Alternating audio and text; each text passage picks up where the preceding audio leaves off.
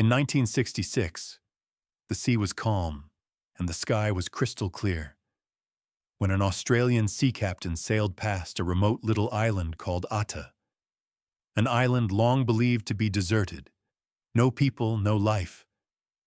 But then, out of nowhere, something caught his eye. Smoke, rising from deep inside the thick jungle.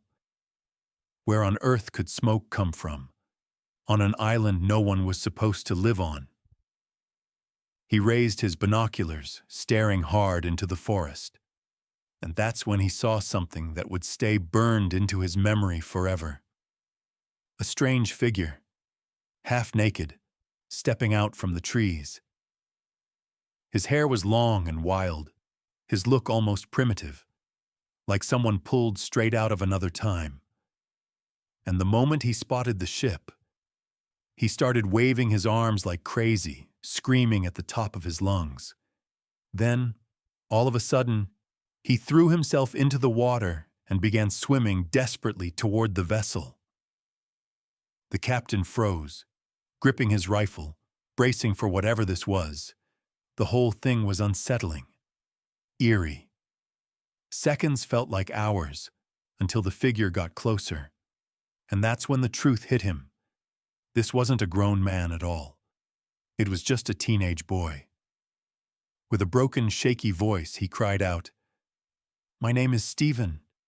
There are 5 more boys on the island. We've been stuck here for 15 months. Only then did the captain realize what he had stumbled upon. This wasn't a threat. This was the beginning of an almost impossible survival story.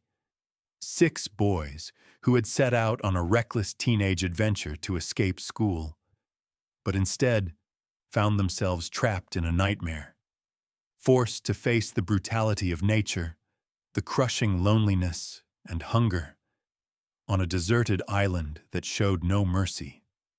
How did they survive? How did they make it through more than a year in this hell? This is where one of the most unbelievable survival stories in history begins. If you just stumbled on our story by chance, welcome. Here you'll find thrilling, mysterious, and strange stories from all around the world. Subscribe and be part of the journey. And now, let's enjoy the details that make the story. In 1965, right in the heart of the Pacific Ocean, lies the Kingdom of Tonga, a scattered chain of islands east of Australia. And it was there that one of the most incredible survival stories of the modern age began. The heroes? 6 teenage boys. Sione, Mano, Stephen, Kolo, David, and Luke, all of them students at a strict Catholic boarding school. Their days were always the same: study, eat, sleep, repeat. Watched closely by priests and nuns with almost no freedom. Rules were merciless, punishments harsh, and leaving school was allowed only once a week, under tight supervision. Inside this suffocating routine, rebellion began to boil. Dreams of freedom grew bigger with each passing day. They longed for adventure, for a life with no orders, no punishments, no chains. Until one afternoon, during lunch break, the spark was lit. Sione, the oldest among them, leaned in and whispered, his voice low but burning with excitement, "Why don't we run away?" Silence fell. His friends stared at him in shock. "Run away? To where?" one of them asked. Sione's eyes gleamed as he answered, "To Fiji." Fiji, larger, more developed, but hundreds of miles across the open ocean. Impossible, maybe. But to them, it sounded like a dream worth chasing. And just like that, the plan was born. They needed a boat, but they had none. So they decided to steal one, from an old fisherman known for his bad temper, a man they already had conflicts with. Taking his boat felt less like a crime, and more like payback. Then came the night. While the school slept in silence, the 6 boys slipped past the walls like shadows. Step by step, they crept to the shore, until at last, there it was. The boat. They pulled up the anchor, climbed aboard, and set sail into the unknown. They carried a few fruits, some food, and a small gas burner to cook whatever they might catch. But they forgot the most important things. No compass, no map. Just teenagers on a flimsy little boat about to attempt a 750-kilometer journey across the Pacific. A plan closer to madness than adventure. At first, the sea was calm, but as dawn broke, exhaustion hit them hard. After a sleepless night, one by one, they collapsed and drifted off. The boat sailed on, abandoned to the wind, its worn-out sail flapping helplessly.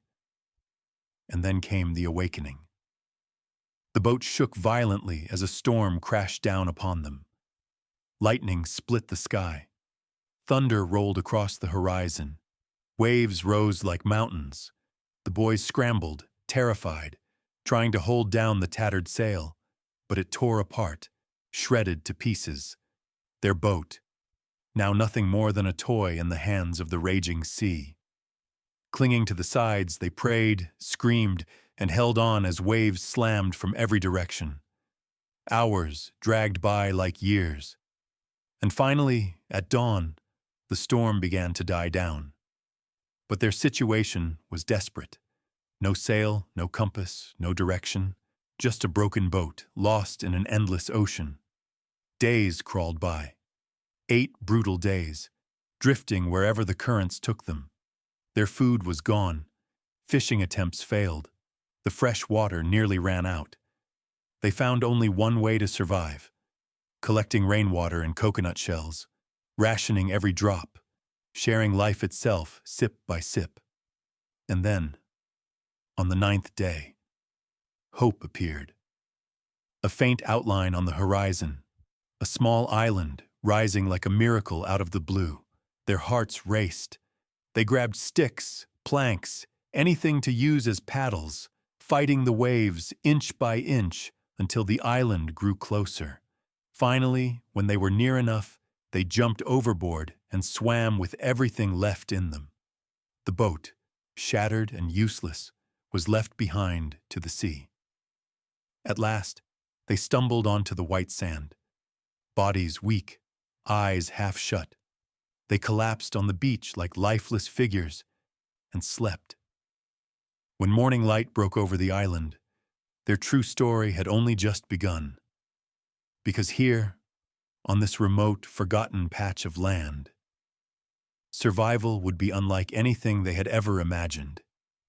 Every decision, every choice would mean the difference between life and death. The island those 6 boys washed up on wasn't just any island.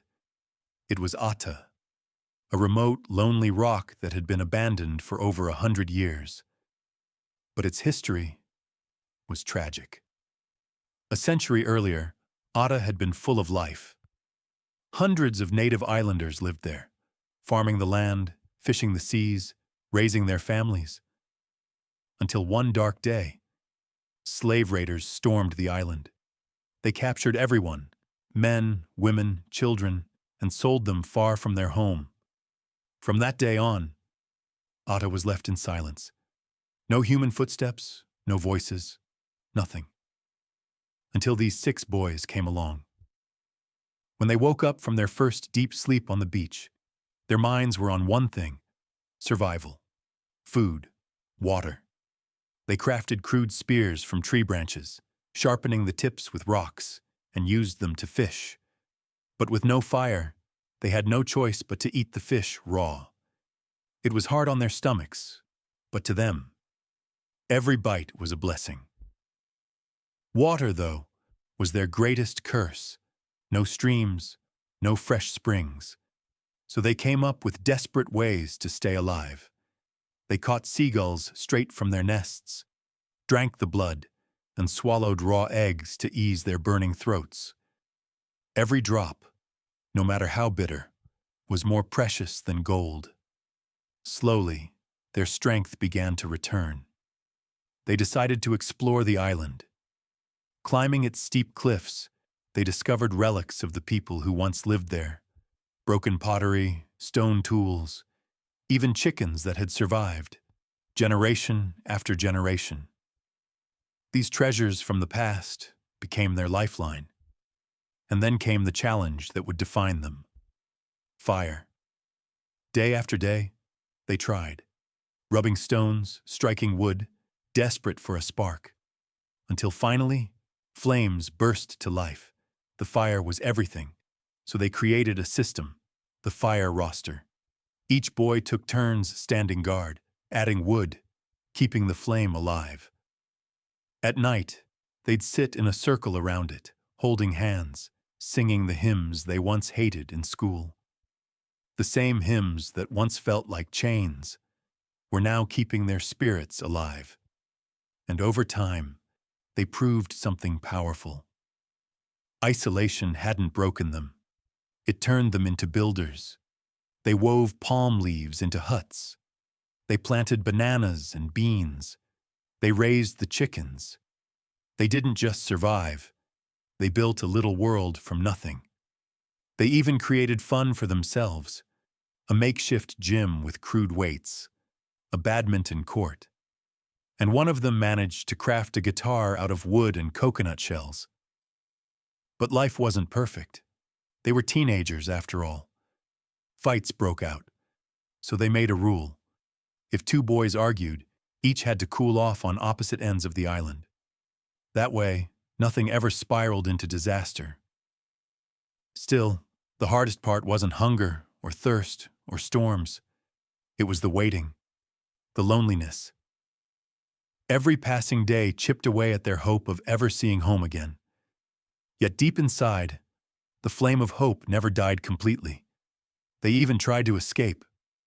They built a wooden raft, tying logs together with makeshift ropes. But it broke apart quickly and sank before it could carry them far.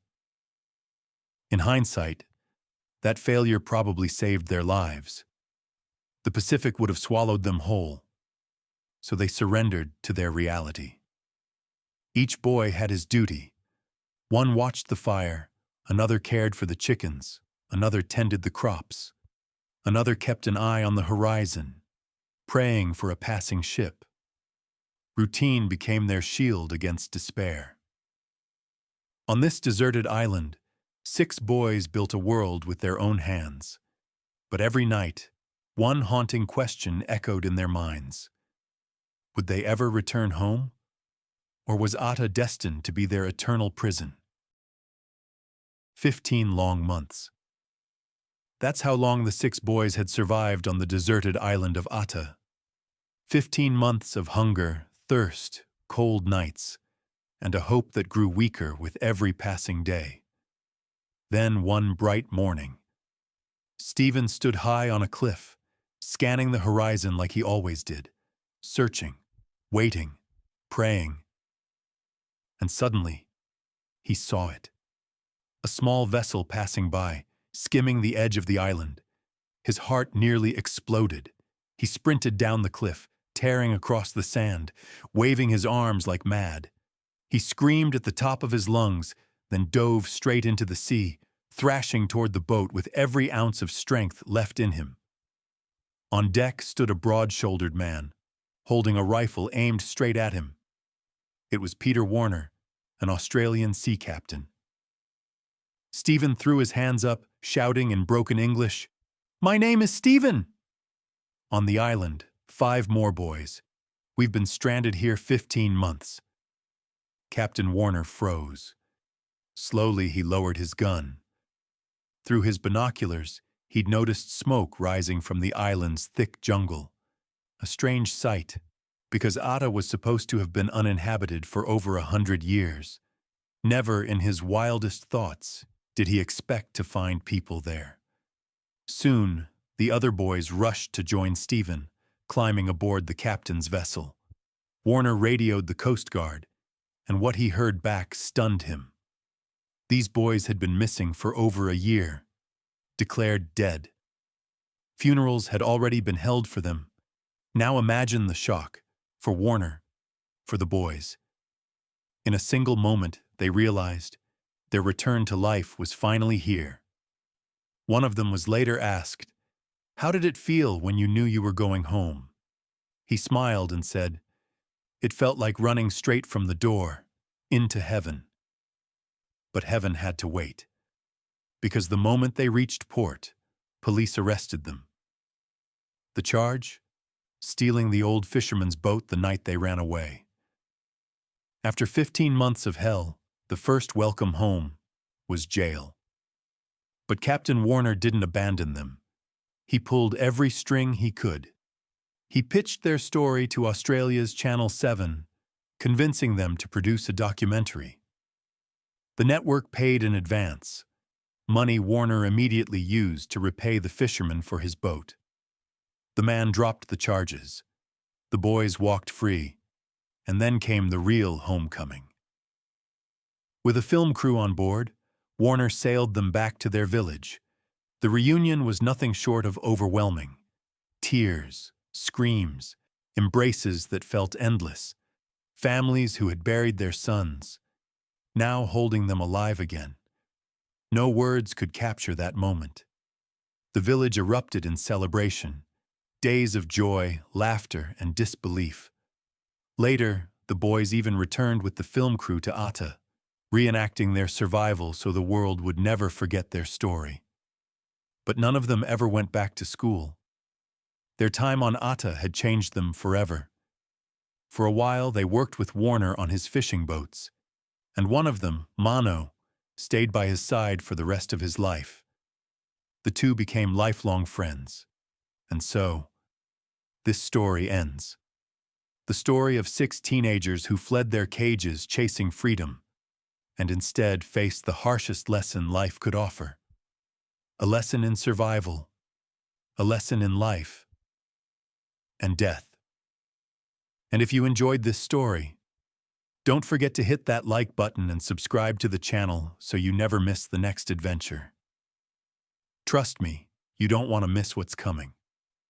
Check out the miracle survival story of the Amazon children, a tale packed with unbelievable twists and raw emotions. And if you're into genius crime stories, dive into the legendary case of D.B. Cooper's daring hijacking and escape. Both are stories that'll keep you hooked from start to finish. Thanks for listening, and I'll see you again real soon with more thrilling stories to keep you on the edge of your seat.